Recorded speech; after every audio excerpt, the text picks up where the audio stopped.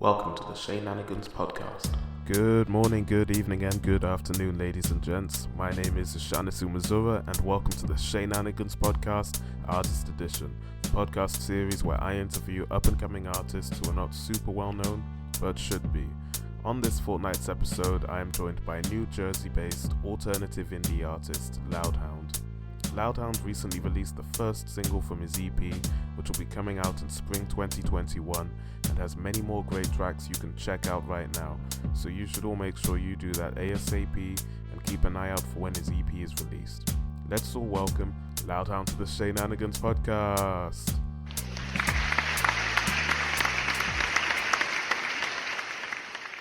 Welcome, ladies and gentlemen, to this fortnight's installment of the Sheenanigans Podcast. Today I am joined by LOUD HOUND.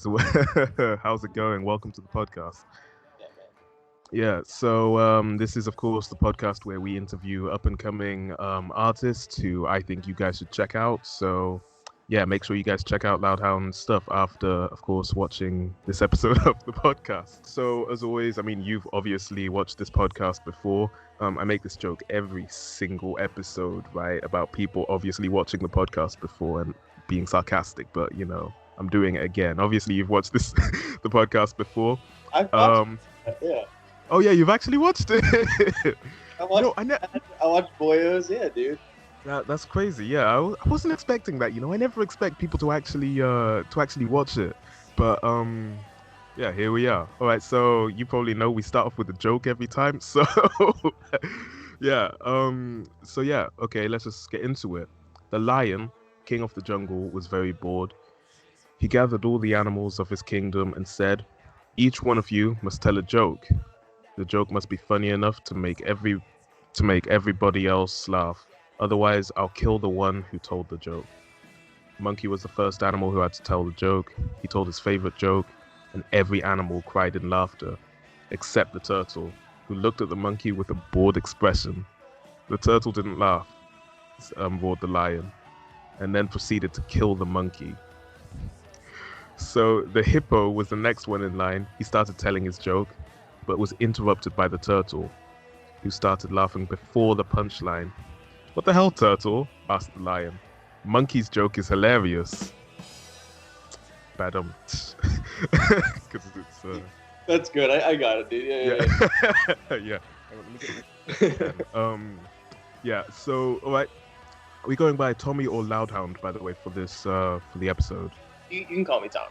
Tommy, okay, cool. Because I know that some people like to go by their stage name, you know. I've had one or two. So, yeah, Tommy. So, what's the meaning behind the stage name LOUD HOUND? Where did that come from?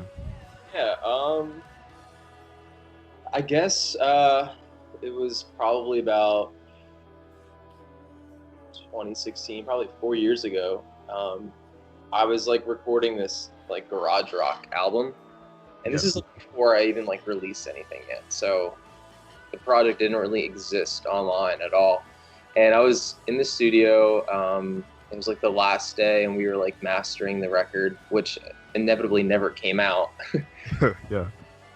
And at the time, I was just kind of getting beaten down by a lot of things in my life. You know, I just constantly felt like an abused dog that had a lot to say. At the time I was like acting full time, so I was like going on auditions in New York all the time for commercials and TV shows and stuff like that. And that got like really sour with the whole business side and the management, and like the girl I was dating, that was just like a complete fiasco and really, really bad. So I just felt really, I don't know, in a really discombobulated place in my head. And nobody was really kind of taking me, not that I wanted anybody to take me seriously, but just like, it just seemed that nobody really was listening. So LOUD HOUND kind of just came out because I like dogs, and I think animal names with bands are kind of cool anyways. Yeah, they are, like Arctic Monkeys, and that's the only one that comes to mind right now, but yeah. You know. Oh yeah, of course, yeah, Tame Impala, Yeah, but yeah, man, that's pretty much it. Just like I felt like an abused little dog with a lot to say, and again, the animal names just kind of sound cool together too. Yeah, that is pretty true, to be honest. Yeah. I agree with the animals sounding cool in names. because I mean, all of the great, yeah, I mean, Tame Impala and Arctic Monkeys are the only ones I can think of. But yeah, you get what I mean. Yeah. Okay, so you've lived in a number of places, from Pennsylvania, New Jersey, to Iowa, to Minnesota, all sorts. New York City. But which place had the biggest impact on the person you are today? New York City. Yeah. New York City. Yeah, man. I grew up in a traveling circus. No, I'm just kidding. I didn't really grow up. I used to like. Yeah, you almost got me there. I was taking a sip of water. I actually used to tell people that sometimes when I was a kid. But yeah, my parents and I, we like pretty much lived all over the U.S., Canada, and it wasn't until I moved to New York for college, and I was going to school up there, and this is like where I really kind of like started getting into different music, started watching different films, started to kind of explore like the artistic side a lot more, and just kind of being around so many like-minded individuals kind of propelled me into that world more. And there's just a certain energy, man, like living in bigger cities, and it's like this pulsating life form where like no matter if you don't even have any actual friends, like this city can be your friend, and you can find so much inspiration just walking about. And I don't know, man, it laid such a deep imprint on my life and how I see the world and how I look at my craft, honestly. Yeah. Well, okay.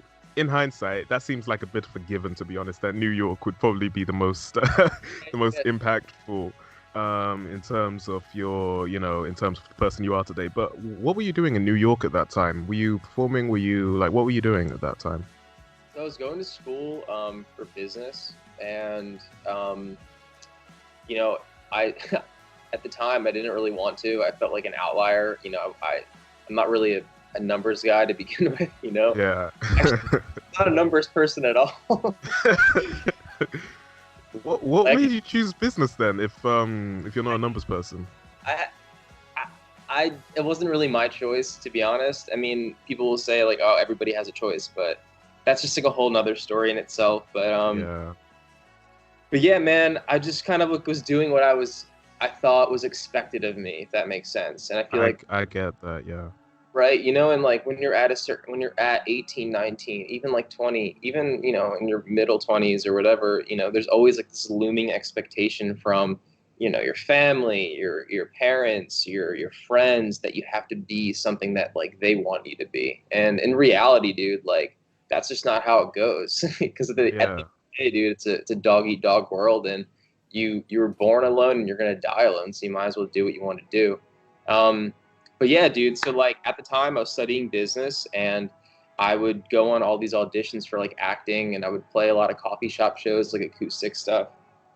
And yeah, I didn't really have too many friends on campus or anything like that. Just kind of like stuck to my own and just did my own thing, and would just try to like make a cool demo reel for acting, and just try to like become like a better songwriter, if anything, with like music. So, and at that time I wasn't really making like stuff I'm obviously making now, is like more like singer-songwriter vibe, and just like learn how to play the guitar better, if anything. So, but yeah, man. That's pretty cool, to be honest. I mean, so what was your family, I mean, the people you mentioned, what was their reaction to you taking up the music thing more seriously? Because yeah, obviously over the past few years you've grown. I mean, your musical stuff has you get what I'm trying. I know what I'm trying to say. I'm trying to put it into words, but yeah, your musical presence has grown amongst this demographic, I guess. Yeah, dude. Yeah, I mean, honestly, they definitely react to it a lot better, if anything, now that like yeah. That there's like kind of like numbers to like show in a sense, but it was definitely like a rocky road, and sometimes I've learned like you can love your family as much as you want, but I love my parents to death, and they're super supportive, and I think this goes like with anybody in general, but there comes a point in your life where you just realize that like you just gotta like tune out whatever anybody really thinks, or their projected beliefs about like what you should do. And you just got to kind of stay strong to your gut and just understand that like whatever it is that you're working towards in life, it's a process, and it's gonna be really rocky. It's gonna be some really, really low lows and some really, really high highs, and you just got to kind of go with the flow. And honestly, man, like 4 or 5 months ago, it was probably the worst it's been for me on this journey yet. But no matter how bad it gets, you just got to keep going. As long as you believe in yourself, and that's the only person you got to really rely on is you, dude. You know. But yeah, they're to answer your question, they're definitely supportive, so it's all good. Like now. Yeah, I get that, because it's like I don't know. I always see people who talk about their experiences with their family when it comes to them pursuing, their dreams and things like that, and they're hardly ever supportive right at the start. I find that especially with ethnic people, but you as a white person yourself, I mean, okay, this is a stereotype or a cliche or whatever. Are your family religious at all, or is it okay? Yeah, I mean, my parents, like, they're Catholic. Right. Like a Catholic college, the Jesuit college. I definitely personally believe in God. I don't go to church though. Yeah. I think like everything, I don't know, my just views on religion, spirituality and stuff. I feel like over time you just kind of develop your own relationship with God or like the universe or whatever that greater power really is. But yeah, exactly, because you mentioned that before, that you meditate and all of that, and has that I mean, how does that affect you nowadays? Have you noticed any effects from that in your day-to-day lives, in your mentality, your spiritual well-being? Have you noticed any changes from that? Yeah, man. I mean, I feel like I'm a completely different person. Meditating, I wouldn't be who I am, where I am, if I didn't start doing that. If anything, it's shown me a lot about myself and who I am and things that I'm trying to, not that I'm trying to, but the things I am working towards daily. I have a kind of a crazy person morning routine. Yeah, you've talked about this before. I was going to ask about that, actually. Tell us a little bit about that, because it starts at 7 a.m. That's that's quite something. Tell us about that. Yeah, even on the weekends too. Yeah, man, I was struggling with a lot of depression and anxiety stuff for a while, and I don't know where it came from. I mean, I remember how it sprouted about, and it was like towards the tail end of this one relationship I had with that girl I mentioned previously. And then again with like the acting thing, how I found out like my manager was just taking money and super manipulative and kind of, screwed everything up. I was like signed to like a really big agency in New York, and it was just like kind of everything kind of came crashing down, and I started taking like antidepressants and stuff, and my confidence as a person just started dissipating. And then like even like my friends and my family would just notice that like, yo, you kind of become like a shell of like who you once were. Like, where did Tommy go? And I was just so down, and I just realized like, damn, I really don't even know who I am anymore. Like, where did I go? Like, I used to be a pretty happy dude and like just, confident and stuff, and I started, once I started to take the time for myself, and I understood that like, humans are pretty much capable of doing anything in this world as long as we set our mind to it. And as much of a cliche as that is, it's so true, dude. Like, whatever you are, what you believe in, and if you believe you can feel better and you give yourself the time to do that and you take action on it, like you will. And for me, like meditating every morning has just made me feel so much lighter about my days. I can take on things that like before, if it would really beat me down, but now it's just like it just kind of like deflects off. It's like, okay, cool, like no problem, like, let's just keep going, like whatever, like that didn't happen, okay, whatever, like on to the next thing. And just overall, like it just gets all the brain gook out of your head for the day, and it leaves you clear-minded for the present moment, really. And that's only the thing that's like the only thing that we really know of in life in general is just like this moment right now. Like for all we know, yesterday doesn't exist. It could be just a dream or just some kind of lackadaisical event. Yeah. And tomorrow, well, you know, we don't even know if tomorrow can even exist, you know. So meditating is just, I have to do it, man. It just makes me feel so good. And I highly advise anybody who even questions about doing it to do it, because you'll just become more spiritually in tune with yourself and things will just become more clear to you.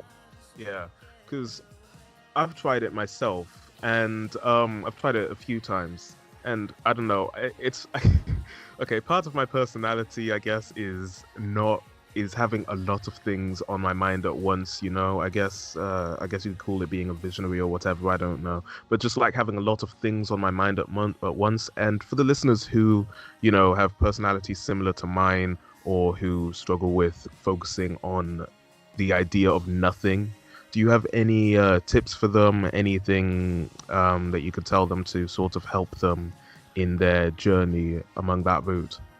Yeah, man, absolutely. Honestly, like, I'm the same way as you. Like, my mind's always buzzing, you know. Even like last night, I'm actually in the process. My best friend and I, we just finished the LOUD HOUND website and all the merch.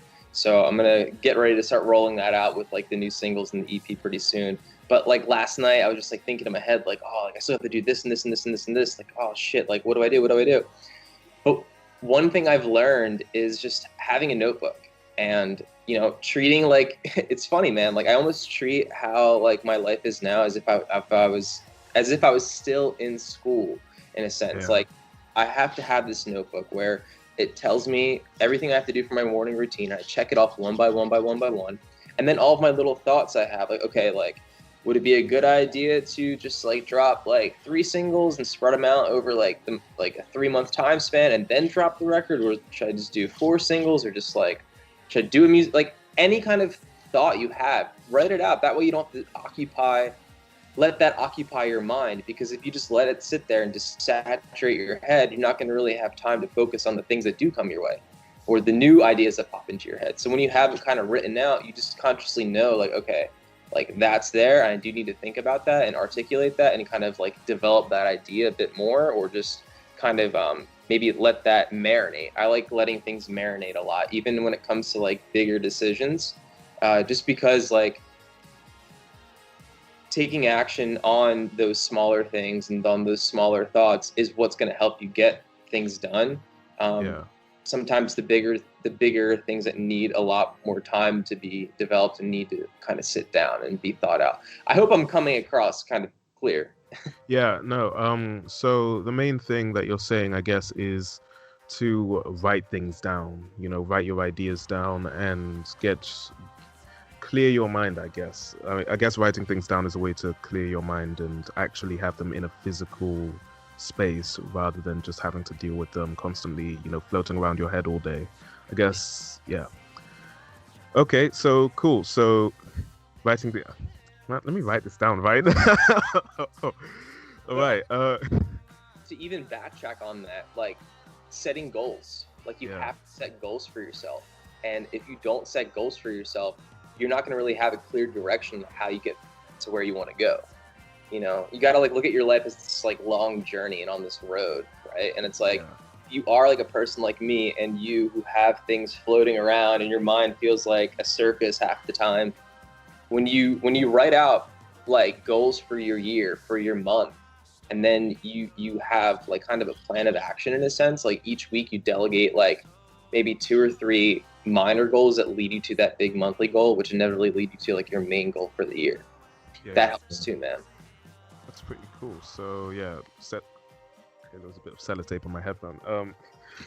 Okay, setting goals. Okay, cool. Yeah, so okay, onto a different topic, right? Sure. You mentioned in the past that it took a really short time to make the track Melancholy Boy, and by the end of it, it felt like a close friend or a sibling. First of all, how long did it actually take to make Melancholy Boy?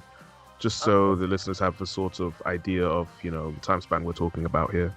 Yeah, I wrote it last summer, It was around August, and I wrote Goodbye Darling like the week before, and then Melancholy Boy. Like everything for me happens in waves, I've noticed. Yeah. Like things will just, I mean, I'm always trying to record, but those special songs that actually make it out there come in like waves. Like a big, yeah. and I get what you mean. Yeah. So like waves of energy, I guess. What you're trying to say? Yeah. Yeah, and you kind of like, for me, I remember I just like had the drum beat. It was like, boom ka ka boom ka boom ka ka boom ka, and I kind of like had that like just rolling, and I was like, oh, that's pretty dope, dude. And then I just like grabbed the acoustic guitar, and I just started playing the chords, you know, and then I was like, oh, this is really dope. Like, let me just like mumble a bunch of stuff. And the first thing I started mumbling was it was like, have you been hypnotized? Like that, like first like little line. I was like, oh, that's really dope. Like that's pretty sweet. And then yeah, man, it just kind of came up together like really quick. And then I did this like guitar part. I was like, oh, that sounds dope, but it could be way cooler. So I just like reversed it, and I was like, wait, that's the main melody right there. And then I reversed that. And when I had the guitar reversed, I like redid it onto my keyboard and did like a synth roll. Yeah. And I was like, okay, like I just need to find a cool like vocal line to follow that chorus, and that could be the chorus. So I basically wrote the whole song in like an hour and a half, maybe at the most. Yeah, that's crazy. I don't think I've ever like written a thing in an hour, because I happen to dabble a bit myself, and I've never actually done it all in that short a time frame. I mean, like, does that happen often with you? Does that like, is that a regular thing? When it does, it happens. Yeah, it happens sometimes. I mean, like, don't get me wrong. Like I didn't do the real drums at this point. Like it was just like an electronic drum beat. Yeah. And then I went to my buddy's studio in Brooklyn, my buddy Ricky, and he did like the real drums for me. But yeah, man, sometimes it does happen like that. And like, but what I've noticed is like I don't have any distractions when that happens. Like there's no phone like going off. If anything, my phone's on airplane mode. Like that, and then also like I just make sure, yeah, like no one's like texting me, so like I don't like, oh shit, like you guys want to go to the bar? Like not really. I'm like in the middle of the studio. But like even just like simple interaction saying like, nah, I'm good, while you're recording can like ruin up your whole flow. And I don't know, man, you just gotta have fun with it. That's what I've learned. It's just like it, like when I open up Ableton, it just like feels like a video game to me at this point. Like it feels like I'm playing. It really does, yeah. Yeah. Yeah, because okay, so my follow-up question for that was, because you mentioned that it felt like a close friend by the time you were finished with it. Do you feel like do you find it easy to make close bonds with people, like in your daily lives? In your daily life, you know, when you're walking down the street, you make eye contact with someone for like, I don't know, a second longer. Do you find it easy to make a close bond with a person in your day-to-day life? Good question, man. I think it always depends on like how well you're connecting with like the individual, you know. Sometimes like, I mean, it all comes down to energy for me, man. It's like you either vibe with people or you don't, and you know, it's just like you can't force yourself to click with people, you know. It just doesn't work like that. Like you can't, I mean, sure, over time, like if you're around them all of the time, you'll eventually become tolerable, you know, or they will become tolerable to you. But yeah, man, I mean, I'm definitely like a people person equally as much as I am like a studio nerd. Yeah. You know, but yeah, I guess it always just depends on the circumstance, and it just depends on like what I'm connecting with the person on. You know, yeah, does that answer your question? Yeah, no, that answers it pretty well, actually. So it's pretty much an if you vibe kind of situation then, I guess. 100%. Yeah, I get that. Okay, so moving on. For me personally, right, I've listened to quite a bit of your music. For me personally, I'd say that it sounds like sort of a mix of some Group Love, some Cage the Elephant, and maybe a bit of Grizzly Bear in there as well. I don't know if you know those three artists at all. Of Yeah. course. Okay. Yeah. So do any of these artists inspire you in any way, or have you ever listened to them and felt inspired to make a track after listening to any of these artists? Oh yeah, man. I mean, Cage the Elephant's probably my favorite band, and I love Group Love so much. They're another one of my favorites too. And Grizzly Bear, they're just classic, dude. Yeah. Yeah, man. Well, thanks for that. That was really nice of you. No problem. Yeah, one of my favorite records actually is "Tell Me I'm Pretty" by Cage the Elephant, and I remember I just that record in general, man. I just find it to be such a powerful album, and even like their newest album is really good too. I mean, yeah, dude, like I'm obsessed with like good songwriting. I'm obsessed with like catchy vocal lines. Catchy melodies. I'm obsessed with like, bands like Cage the Elephant and Group Love. Like you can tell they obviously come from like that '90s rock kind of vibe, inspired by Kurt Cobain. I would assume. I mean, I don't know. Like they scream in a lot of their songs and stuff like that. And like Iggy Pop is definitely an influence. It seems like for at least for Cage and stuff. But yeah, man. I mean, I just that's the stuff I grew up on. I grew up on listening to bands like Cage and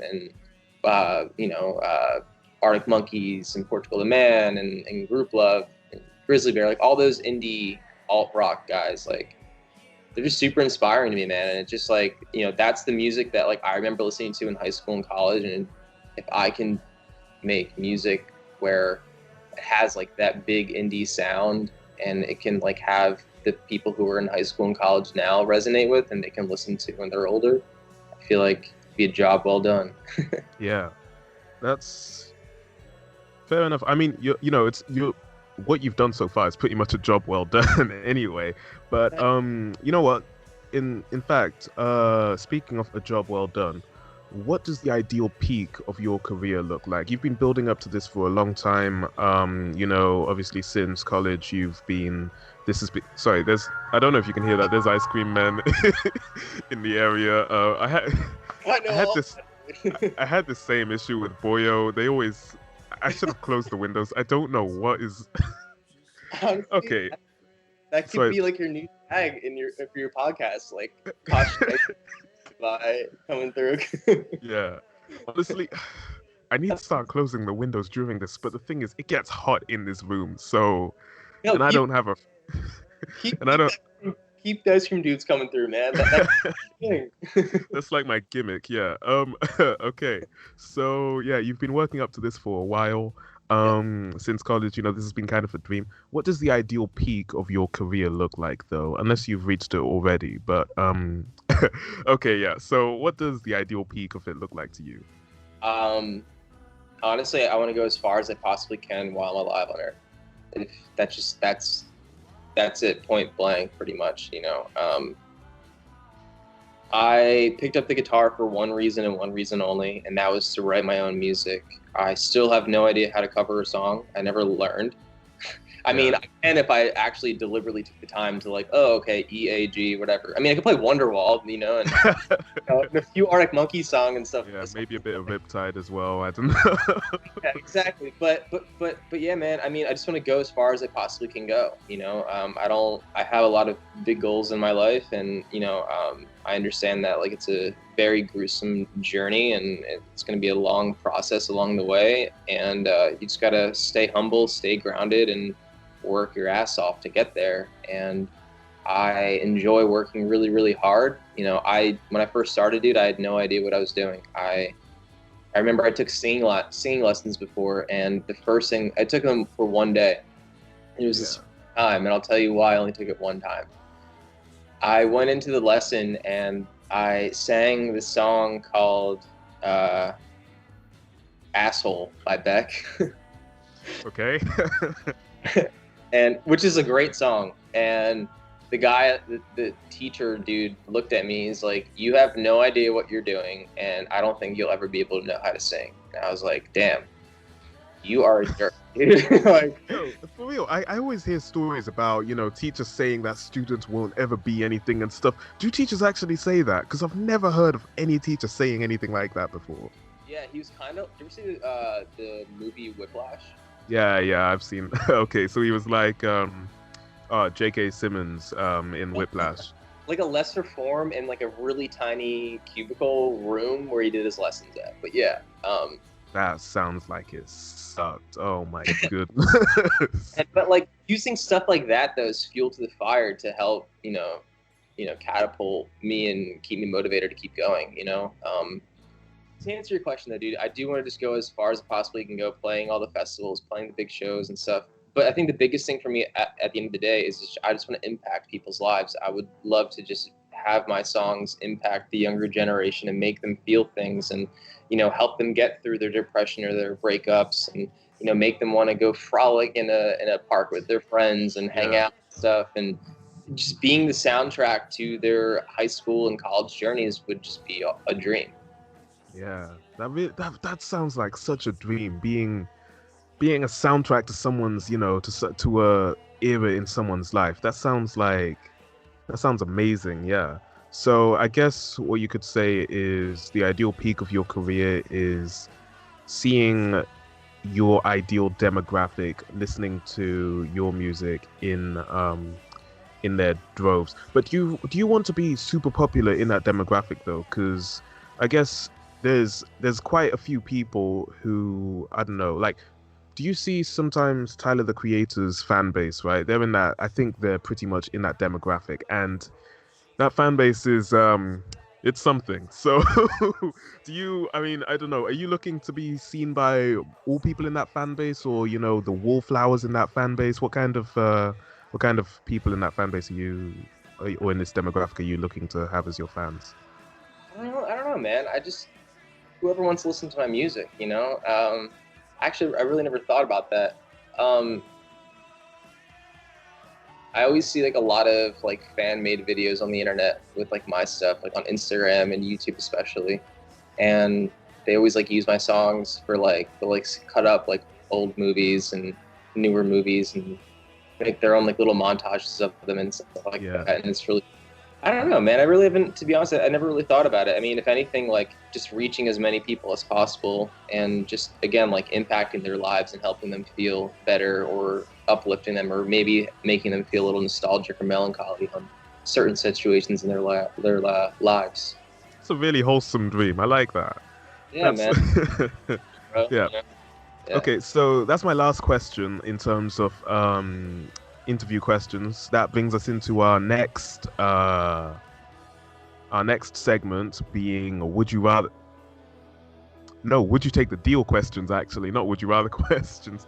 All right, so for the first time listeners of this podcast who came specially for Loud Hound, of course, as I assume there will be a few, would you take the deal questions are questions where I present the interviewee with a statement with a positive, sometimes a negative, and it is followed by a condition that may be positive or may be negative. So in other words, I don't know, you can respawn in life, but all spiders in the world die, or something like that, something along those lines. So yeah, let's just get right into the would you take the deals then. So you can heal anything and everything, but you will get what you healed 10 times worse for 3 times worse, not 10 times worse, 3 times worse for 1 hour.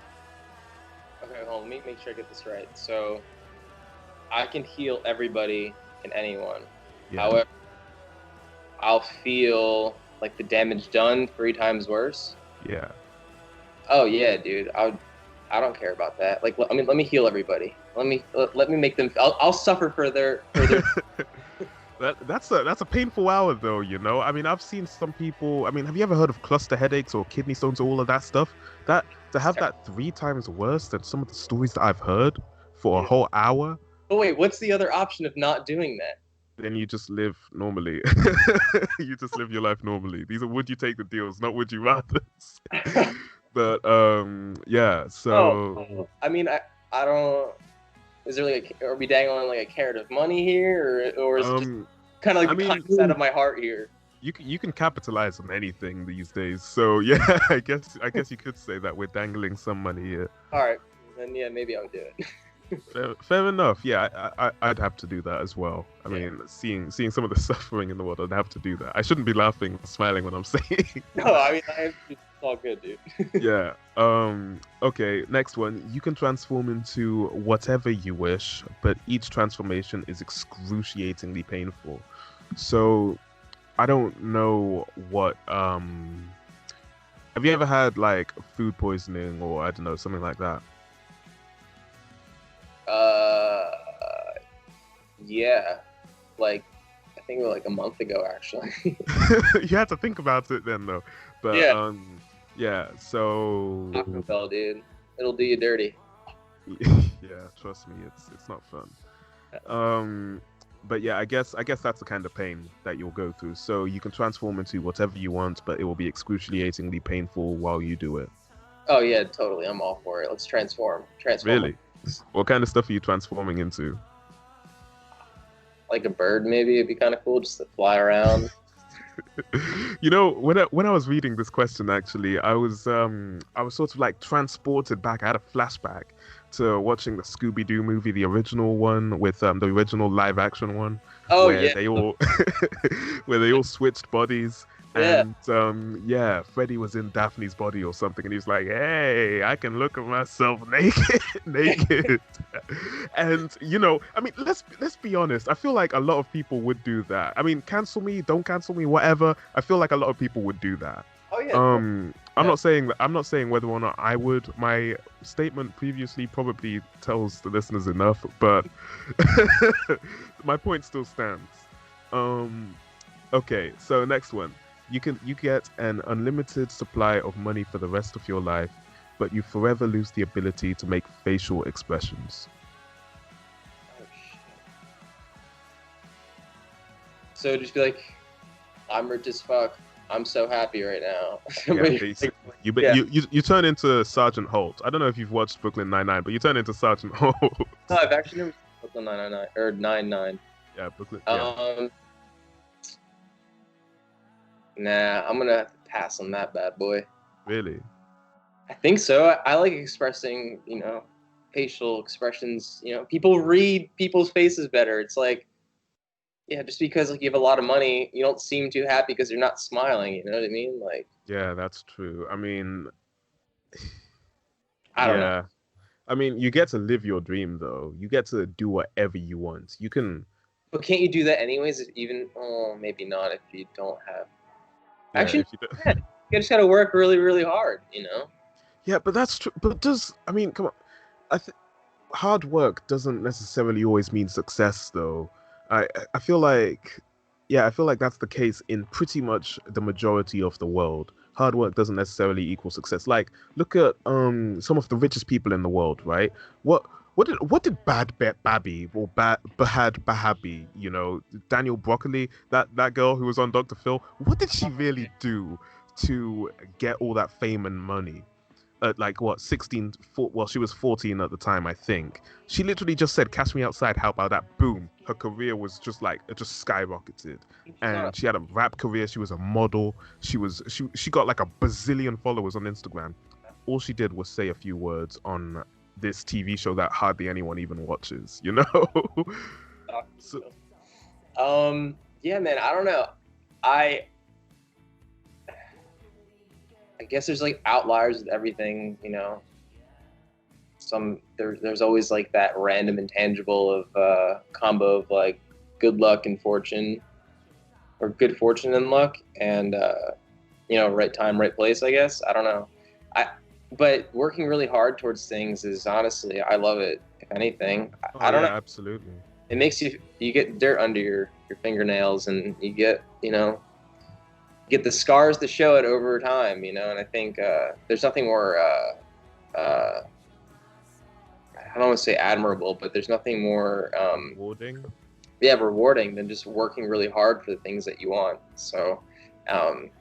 Yeah, man. But the caveat to all of that is like, yeah, sure, having a lot of money can like solve some of those milestones that you might need to face along your journey. but at the same time, you might not know how to deal with those certain milestones the right way, even though you have the money. Whereas like the experience and the hard work behind it when you don't have money prepares you for those moments. Does that make sense? Yeah, that makes sense. Yeah. Yeah. Okay. Yeah, I get what you mean there. Okay. You get one perfect wish, but you have to wipe out one country from the face of the earth. You don't have to say which country, but but yeah, let's just say you get one perfect wish. I wish for like world peace. Yeah, honestly, that's what I was thinking as well. World peace or end like, world hunger or something like that, you know? Yeah, world peace and hunger, and I don't know. Is there? I feel like there's like a country that's like an island, maybe like it has like maybe like a population of like 0 people on it. Yeah. I'm not too sure which one. Oh man, it's Tuvalu, I think, something like that. Like no one lives there, right? Yeah. I know Yes Theory did a video. I don't know if you even know who Yes Theory. Okay, yeah, you do know. So yeah, I know Yes Theory did a video there, but So any like non-populated place we could. Yeah, I mean, like, to be, I'd sacrifice myself for world peace. I'd do that. Oh, So sacrifice yourself. For world peace, I mean, I'd probably do the same. I like to think I would, yeah. But I mean, if it came down to it, if like, you know, the Grim Reaper is standing right across from me with his scythe, and he's like, "Are you about to do this? Do you really want to do this?" No one knows what they'd do in that situation. I like to think that I would. No one knows if they'd run into the burning building, you know? I mean, I don't know if you've heard that phrase, but yeah, no one knows if they'd run into the burning building. I like to think I would. Yeah. So, I think so we what? all think so. Yeah. So, I mean, are you saying that you would take that deal then? Like sacrifice myself for world peace? Yeah, sure. Yeah. No, you get one wish, but you have to wipe out one country from the face of the earth. Oh. God. Oh wait, isn't Antarctica? Is that considered a country? I guess. Continent. I don't think anybody lives there, right? I mean, no one lives there permanently. All right, well then we'll go with that one. Okay, cool. Yeah, Antarctica. All right, so last one. You can own whatever object you want for free, but you'll remain single for your entire life. You're good at these questions, man. I don't make these. I get pretty much everything from Reddit. I get the joke, and I get the would you rather and would you take the deals from Reddit. I make up all the interview questions though, so that's yeah. But yeah, you can own whatever object you want for free, but you will remain single for the rest of your life. I'll pass on that one. I'm having to pass as well. I'm gonna have to pass. Would be a travesty. It'd be a horror. Yeah, that's sad. But I mean, I see some people who are chill with it though, who are living it up, single, Yeah. and yeah. So I don't know. They seem pretty happy. I don't think I would want to be single though. Like as like an old dude. Like I don't know. Maybe I would though. At the same time, I don't know. Yeah. I don't know. I mean, one day at a time, I guess. Right? yeah, exactly. Yeah, that's true. To be honest, so being focused on the. I think I'm thinking way too much into this, but yeah, taking it one day at a time. Yeah. Okay, so my final question before I let you, Tommy Florio, Loud Hound, on your way. You are heard by everyone on Earth, on the planet right now for 10 seconds. You have a microphone, right? Okay. What do you say? Be patient, be kind to others, practice gratitude, love those in your life, love the strangers that you don't know, and listen to my music. I was waiting for that. I was thinking, is this guy really not going to promote his music into this microphone, this Rode microphone, not a sponsor that's connected to the entire world. Yeah, no, definitely listen to my music, please. That would be great. But no, definitely be kind and love others. And yeah, that's take time for yourself. If anything, is biggest thing I've learned in my life. Yeah, that's true. I feel like a lot of people would listen to that if just a big booming voice from the sky just said, take time to listen to. Yeah, thanks. So I feel like I'd promote my stuff as well, though, to be honest. I say this every episode. I'd promote my stuff. I'd probably tell people to be nice to each other and and make sure that their vote counts this November as well. Because we don't get political on this podcast that much, but just make your vote count. Yeah. Actually, I think this episode might be out by the time that the voting's done, so we'll see what happens. After that, yeah. Yeah. Okay, so yeah, Tommy Florio, Loud Hound, I really appreciated you joining me on this episode. Thank you for joining me. Do you have anything else you'd like to say to the listeners before we tune out? Yeah, well, thanks for having me, man. It was great. Keep making these dope podcasts. I really like them a lot. I think people will gravitate to them even more if you keep the ice cream truck driver in there. Yeah. Yeah, I need to start phoning him up, making appointments with him, I think. You know. Like, hey, are you still coming at like noon or 3:30? Yeah, I got a new song coming out October 16th. It'll be, well, I guess by then it'll be already out, but it'll be the first song on my record, my first EP, and then I have another one coming out on the 13th of November. So lots of singles. Well, 2 singles this year, 2 more next year, and then the record comes out sometime in the spring. And I'll have merch out pretty soon, the website up relatively soon as well. And yeah, man, thanks for having me. It's been awesome hanging out. It's been a pleasure on my end as well. I've really appreciated this episode, actually. This is up there. This is definitely up there. Thank you for joining me. So yeah, without further ado, I think we'll end off there. We'll round off. So listeners, thank you for listening to the Sheenanigans Podcast Artist Edition. I really appreciate that. Stay amazing, and I will see you all next time. And that concludes this fortnight's installment of the Sheenanigans Podcast Artist Edition with Ishanasu Missoura. I am, of course, Ishanasu Missoura. Feel free to subscribe to this channel and click the bell next to it, or if you're an audio listener, simply subscribe on your podcast platform of choice. If you have anyone you'd like to see on the podcast, or if you're an artist who would like to make an appearance, feel free to drop me a message on any of my socials. See you all next time.